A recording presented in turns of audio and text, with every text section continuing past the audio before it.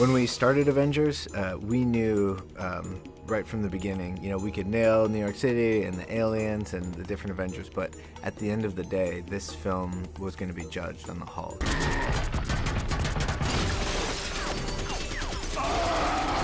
Mark wore our iMocap suit out on set, and so every shot that had the Hulk, he did a performance for.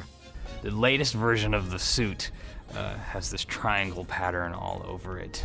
So this new patented suit design works with a new tracking system that likes the corner features of all the triangles. So when you see him in the really silly suit, we're trying to get it so it's as easy to do on-set capture as it is to do capture on the stage.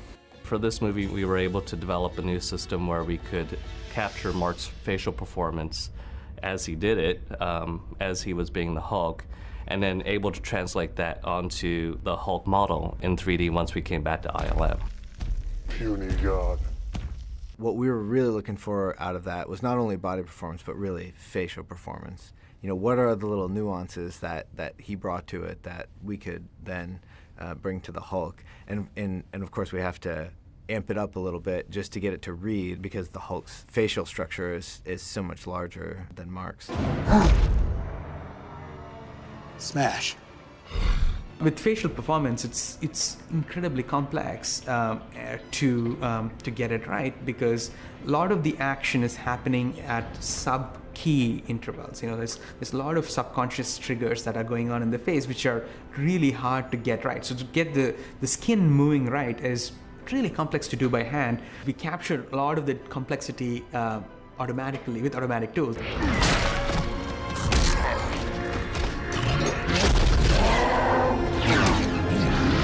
Just the expression that changes as you're looking at somebody is going to read very differently, and that's where animators really come into play, is working with the sensitivities of the facial expressions and the performance that's been given, but being able to adapt it to fit the character that they're going to need, so that the audience can understand what the actor was bringing to bear, but really feeling it in the character. In some cases where the Hulk needs to jump or fight aliens or do something very physical, that's where keyframe animation takes over. If it's something that's a little more subtle, or he's acting against Captain America or Thor, that's something where we can definitely use Mark's performance as a basis and then kind of push and manipulate that from there. So that could be a marriage of keyframe animation and what we capture on set with Mark, or it could be an entirely Mark performance.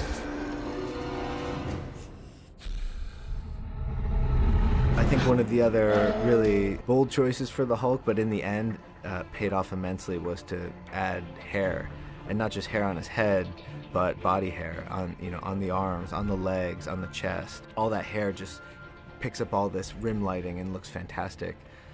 Even his armpit hair, sometimes we had to knock that down so as not to draw too much attention to it.